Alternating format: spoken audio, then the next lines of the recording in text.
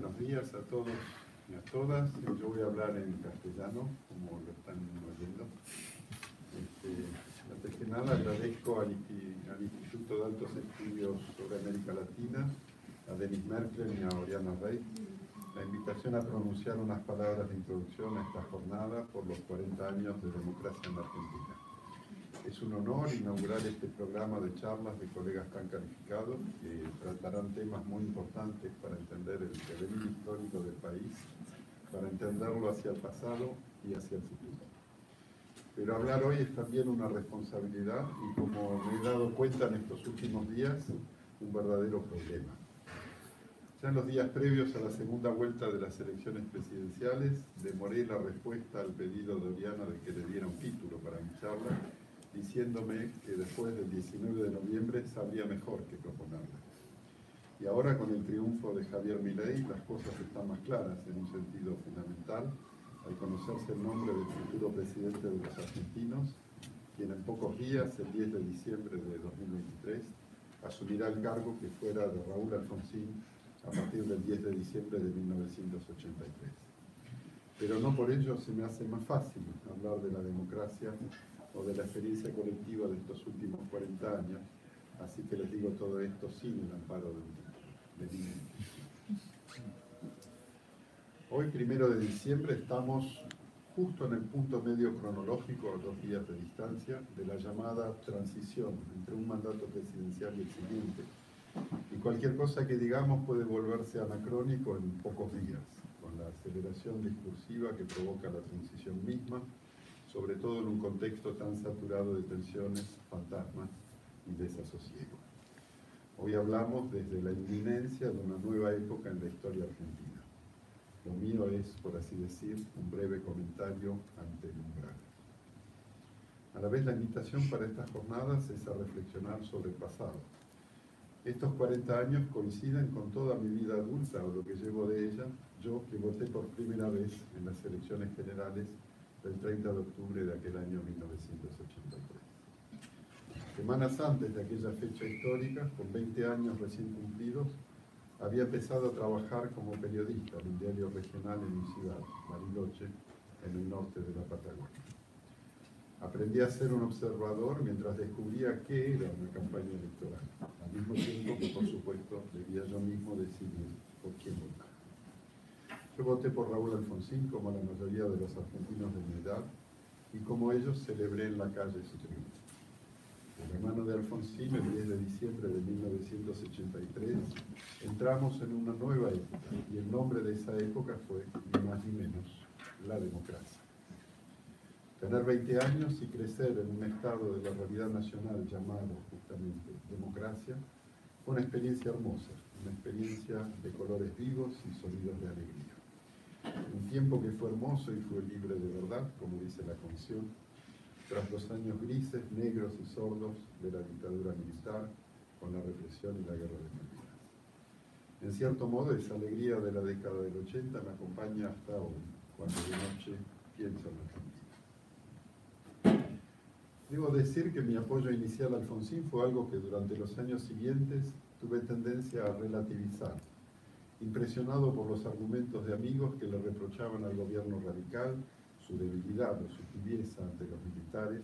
traducida, por ejemplo, en las leyes de punto final y obediencia debida. La película documental Juan, como si nada hubiera sucedido, de Carlos Echeverría, nuestra investigación sobre la desaparición de Juan Marcos Herman en Bariloche en 1977, proyectada por primera vez en esa ciudad en el invierno de 1987, concluye con estas palabras. El 22 de febrero de 1987, con la ley de punto final, se perdió la última oportunidad de enjuiciar a los asesinos de Juan. Seguían en la pantalla imágenes del levantamiento de los carapintadas en Semana Santa. Y ya al comienzo de la película se lee la frase siguiente: cada día que transcurra sin justicia y sin verdadera democracia es un paso de regreso al pasado de escarnio y terror del que acabamos de despertar. Así delimitada podía parecernos esa democracia de los años de Alfonsín, a quienes pensábamos que el imperativo de justicia era la condición necesaria para dejar atrás de verdad la época de la dictadura. Ahora, al contrario, reivindico haber votado por Alfonsín como la única opción que tenía un sentido de futuro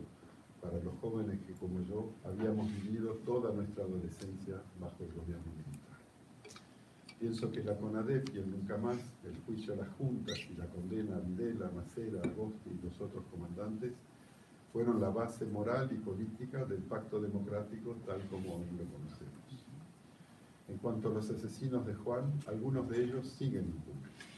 pero está fresca en la memoria la condena del general Néstor Castelli, jefe del área militar en donde operó el grupo que lo secuestró de su casa en Bariloche para llevarlo a Buenos Aires,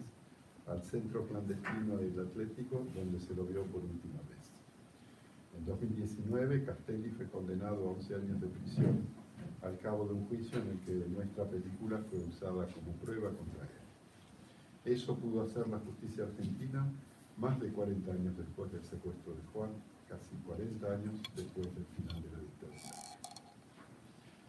Yo tampoco dejaría decir que los 20 años son la mejor época de la vida, según la famosa frase de Paul Millon, pero al menos tuve la suerte de que mi acceso a la condición de ciudadano y el comienzo de mi vida profesional coincidieran con un momento de la historia argentina que ahora suele recordarse como una primavera. Por supuesto que pasaron muchas cosas desde entonces, tantas que parecen desafiar cualquier intento de síntesis. Encima, mi experiencia personal se divide en dos épocas muy diferentes, los años en Argentina y los años en Francia, donde vivo desde 1991. Como argentino de París, pertenezco a un pequeño fragmento de la comunidad nacional en donde suelen pasar cosas bastante distintas que en la Argentina. Por ejemplo, sin ir más lejos, acá Javier Milei perdió las elecciones. A la vez, el ritual hermenéutico de toda conmemoración implica de algún modo condensar el pasado en un bloque de sentido cuya relación enigmática con el presente es el núcleo del interrogante que incita a tratar de decir algo. Y si tuviera que proponer una palabra clave para designar ese bloque de sentido, no dudaría en elegir aquella que hoy la ocasión nos propone, es decir, justamente la democracia. Al designar a la vez un sistema de gobierno y un principio moral, ninguna otra palabra organiza con la misma potencia el universo de valores que desde aquella primavera me gusta asociar al país en que nací. Un universo basado en el rechazo de la violencia y en el proyecto de una sociedad de iguales, según la frase de Alfonsín, de que con la democracia se come, con la democracia se educa, con la democracia se cura. Pero está claro que la democracia como idea no siempre tuvo en estos 40 años la misma importancia o la misma intensidad. En general, yo diría que en todas estas décadas la democracia fue más fondo que figura, como el bajo continuo a partir del cual se fue organizando el despliegue contradictorio de los discursos políticos, el devenir a menudo tenso y hasta caótico de la vida política. Es cierto que durante toda la presidencia de Alfonsín, la posibilidad de un regreso de los militares fue una pesadilla que una y otra vez el pueblo intentó conjurar saliendo a la calle para defender la democracia, como lo hicimos en aquella Semana Santa. Pero ni esas sazonadas militares, ni los indultos del presidente Carlos Menem, que a pocos años de vivir en democracia parecieron cerrar prematuramente el tiempo de la justicia, llegaron a poner en peligro de verdad la democracia misma. Tampoco creo yo la crisis del 2001, que con el final abrupto de la presidencia de Fernando de la Rúa fue acaso el momento de mayor fragilidad institucional. Tampoco eso implicó una ruptura de la continuidad del sistema democrático mismo o un riesgo para sus valores fundamentales. Ni tampoco la pandemia del 2020, que en la Argentina, como en otros lados, desarticuló completamente el tejido de sociabilidades entre las personas, junto a sus condiciones de trabajo y educación, desatando una crisis de salud mental y otras patologías sociales, cuyo impacto en el resultado electoral reciente es imposible evaluar, pero que personalmente intuyo significativo. Si tomamos esos 40 años como un bloque de sentido histórico, yo diría que la democracia se volvió figura y no fondo en dos momentos muy precisos, al comienzo y al final. O sea, en el momento de la elección de Raúl Alfonsín en 1983 y ahora mismo con la elección de Javier Milei en 2023. Es esa comparación, más que la comodidad de un número redondo como los 40 años, lo que puede dar su pertinencia histórica a restricciones colectivas como la que intentamos hoy. Como muchos investigadores de Argentina y del extranjero, yo firmé varias solicitadas llamando a votar a Sergio Massa ante el peligro representado por Javier Milei y Victoria Villarruel. Una de esas declaraciones decía, cito: "La conducta pública de Milei y de buena parte de su equipo es contraria a la cultura democrática que propiciamos para fortalecer una comunidad política pluralista y pacífica. Su explícita negación del Pacto de los Derechos Humanos habilita un retorno de formas de violencia política y estatal que creíamos superadas. Y su propuesta plebiscitaria de gobierno anticipa una práctica cesarista y autoritaria violatoria de la Constitución Nacional". En otro documento, al que adhirieron muchos investigadores especializados en temas de memoria, decíamos también, vuelvo a citar: "El 10 de diciembre se cumplen 40 años de democracia y también es el aniversario de la Declaración Universal de los Derechos Humanos. No hay neutralidad posible ante un candidato que pretende vulnerar lo que condensa ese doble aniversario, la decisión internacional y nacional de decir nunca más". Es demasiado temprano para saber qué va a pasar con la democracia durante la presidencia de Javier Milei, pero la campaña electoral dejó entrever muchos signos que para mí, como para muchos observadores argentinos y extranjeros, implican un cuestionamiento de la democracia, al menos en la forma que ha tomado desde 1983. De hecho, Milei multiplicó sus ataques contra Alfonsín y varias veces mencionó los últimos 40 años como el tiempo funesto de la dominación de lo que él llama la casta política, mientras que Villarruel afirmó que, tratándose de violaciones a los derechos humanos, cito: "todo lo que han contado en los últimos 40 años es falso". Fin de cita. Eso deja muy claro qué visión tiene el nuevo gobierno de la experiencia histórica de los argentinos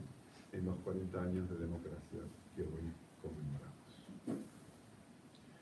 ¿Acaso por un espíritu de simetría que desde ya pretende proteger su mandato de 4 años del reproche del fracaso, Milei estima en otros tantos años, 35 o 40, el tiempo que le llevará, según él, al país recobrar la gloria perdida desde hace un siglo? Su idea de una decadencia que habría durado un siglo coloca el punto de inflexión en los primeros gobiernos radicales, y eso define el nuevo revisionismo negacionista, a partir del cual su gobierno incitará a releer la historia argentina. A eso se suma, aún más atrás en el tiempo, la reivindicación de la figura de Juan Bautista Alberdi, rehén involuntario y problemático de la nueva ética de Estado, que, reciclando el discurso tradicional de la derecha argentina, su gobierno buscará instalar en el espacio público y en la cabeza de la gente. Una ética de Estado, sí, a pesar de toda su hostilidad ideológica hacia el Estado Nacional, al que tanto quiere achicar, y que en los hechos él y su equipo deberán dirigir, y que sin duda disfrutarán de algún modo dirigiendo. En otras palabras, la puja por la memoria histórica que se viene amenaza con ser de las más brutales que haya conocido el país, al menos desde aquel proceso de los militares que se arrogaba la misión de llevar a cabo una reorganización nacional en eco a la organización nacional inaugurada por la Constitución de Alberdi de 1853. Si las políticas de memoria no parecen estar en el centro de la atención mediática de estos días de la transición, no hay ninguna razón para suponer que esos temas han desaparecido de la agenda y las intenciones del nuevo gobierno. Por eso yo sigo pensando lo mismo que expresaban las solicitadas hace tan solo unos días. En un tiempo que ya parece remoto, pues la derrota de Milei era aún un futuro pensable y al menos en teoría posible desde nuestra perspectiva. Es decir, sigo pensando que hay un riesgo real de que a partir del 10 de diciembre el consenso democrático sea vulnerado en sus principios fundamentales, no ya por tal o cual actor político, sino por el Estado Nacional. En este punto quisiera hacer un breve elogio del miedo. Los medios de prensa afines a Milei intentaron descalificar las alertas sobre el riesgo de una candidatura de ultraderecha hacia pesar sobre la democracia, denunciando lo que llamaron una campaña del miedo. Lo notable para mí es que lo hicieron mediante una descalificación absoluta del miedo mismo, como si este fuera una emoción o un sentimiento socialmente inadaptado y moralmente negativo, como si el miedo solo fuera una cosa de cobardes, a la que ellos, valientes autoproclamados, despreciaban y denunciaban desde la excitación provocada por su visión estática del futuro, sintetizado en la palabra libertad. La libertad, sí, esa idea fundacional, enunciada en 1813 en el triple grito de libertad del himno nacional, y reapropiada por los autodenominados libertarios al servicio de la línea menos liberal de su trayectoria histórica. Pero lo que todos los especialistas han observado es que el miedo es la reacción natural, racional y libre de cualquier ser vivo que se haya confrontado a un peligro real para él, para su grupo y para su entorno. Salvo en casos patológicos en que el miedo paraliza la acción o dicta comportamientos aberrantes, la realidad somática y mental del miedo suele ser en todos los animales, incluidos los humanos, un disparador de conductas apropiadas para intentar neutralizar el peligro. Desde el umbral en el que nos encontramos hoy, los miedos que le dan relieve e intensidad a las representaciones del futuro próximo son múltiples, pero juntos, creo yo, configuran una distopía coherente. Es la distopía de una sociedad escindida en pocos ricos y muchos pobres, que le da la espalda a la solidaridad, la justicia social y todo otro principio de lucha contra las desigualdades, en nombre de lo que mi colega y amigo Ezequiel Adamowski llama el nuevo individualismo autoritario. Es la distopía de un nuevo orden racista y clasista, donde en particular las personas de culturas indígenas son de nuevo asignadas al lugar de alteridad esencial que en el siglo XIX había promovido su genocidio. Es la distopía de un patriarcado otra vez hegemónico, en donde las mujeres dejan de poder disponer libremente de sus cuerpos, en donde las personas LGBT son expuestas a las agresiones públicas y privadas, en donde la virilidad prometeica y sus versiones armadas y uniformadas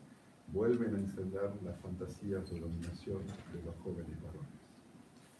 Es la distopía de una sociedad en la cual, como ya ocurrió en los años 70, según el análisis del sociólogo Sebastián Carasay, la violencia deja de ser percibida colectivamente como un problema para disfrazarse de solución. Es la distopía de un proyecto colectivo disuelto en el ácido de las redes globalizadas del capitalismo transnacional, un proyecto nacional cuya economía es función directa de los intereses de los miembros dominantes de sus clases dominantes y sus aliados extranjeros. Es la distopía de un país indiferente al imperativo de protección del medio ambiente ante la crisis climática global, en donde el negacionismo climático más extremista ahonda el cul-de-sac del extractivismo hasta transformarlo en una política de fragmentación y liquidación de todos los subsuelos. Es la distopía de un país en donde el juego institucional de los poderes republicanos se ve alterado por pactos de gobernabilidad que en la práctica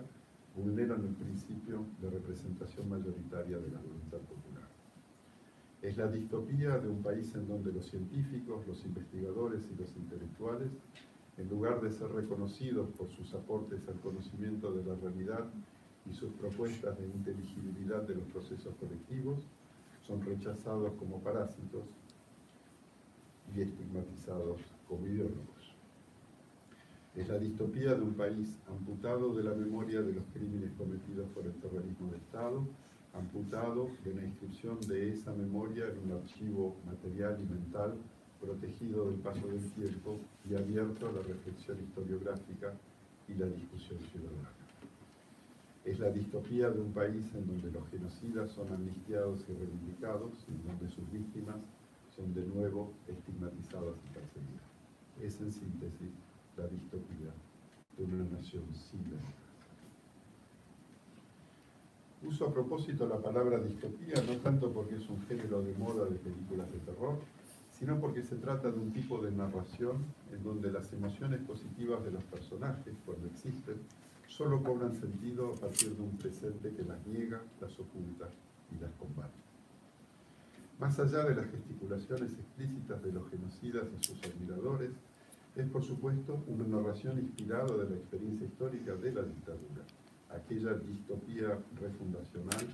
plasmada en el terrorismo de Estado y el caos económico. Y si he concluido mi anáfora distópica por la figura de una nación sin democracia, es porque no puedo dejar de ver en lo que mi ley propone y en lo que pueda limitar una suerte de restauración dictatorial que con o sin Falcón Verdes buscará reactivar algo del pasado más oscuro de la historia nacional. Decir esto no implica confundir la realidad actual o futura con la de aquellos años del proceso, infinitamente más grave. Eso sería, por cierto, banalizar la dictadura misma y sus inauditos niveles de violencia que le han valido a aquel régimen de asesinos y ladrones una condena universal y duradera. Por de pronto, las instituciones republicanas, es decir, antes que nada el sistema electoral y el Congreso, funcionan normalmente y es razonable esperar y, por supuesto, desear que lo sigan haciendo. Es de esperar y desear que la resiliencia de las instituciones y los múltiples recursos de la ciudadanía para defender sus derechos en el espacio público siga protegiéndonos de toda restauración dictatorial efectiva.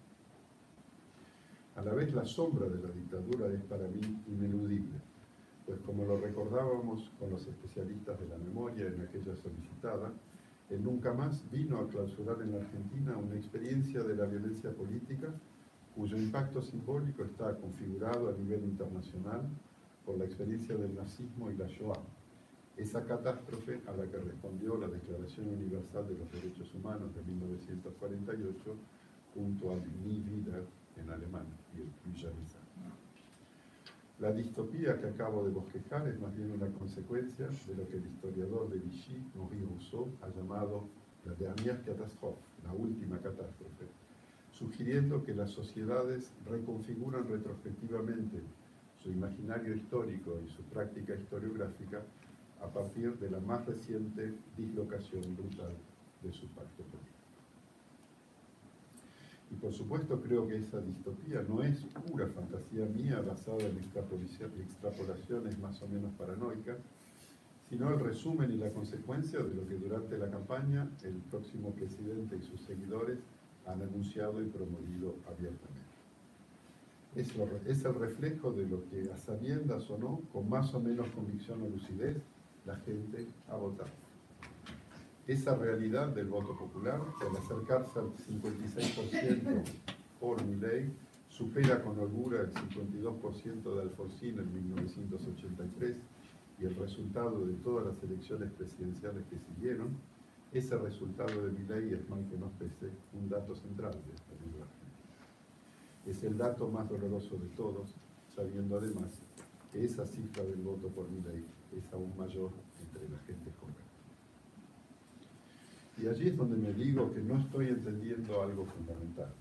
Pensando en aquellos pibes de 20 años que en 1983 votamos por Alfonsín en aras de un futuro mejor que reemplazara la oscuridad del presente dictatorial, me cuesta creer que los pibes de 20 años de 2023, abrumados por la crisis económica y la falta de oportunidades, hayan elegido suicidarse colectivamente votando por Milei. Me digo que algo lindo debe haber en sus sueños de futuro, algo que no sea solo bronca, resentimiento, nihilismo y voluntad de poder. Eso supongo yo, pero confieso que soy incapaz de percibirlo o de comprenderlo. ¿Acaso porque no conozca a nadie, ni joven ni viejo, que haya votado por Milei? Claro que también puede ser que lo que a algunos les parece lindo sea lo que expresa la frase ominosa de Mauricio Macri sobre los jóvenes que saldrán a darle pelea a los orcos, esa metáfora New Age tras la cual late sin duda el nombre impronunciable del peronismo. Frente al viejo hecho maldito del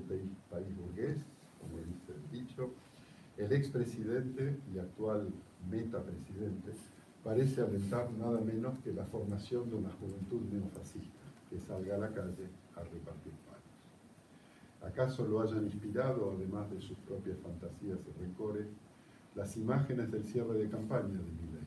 un show en un estadio en donde el candidato libertario activó varios códigos de las culturas juveniles, los personajes de un videojuego, la figura de un frontman de rock, precedidos, eso sí,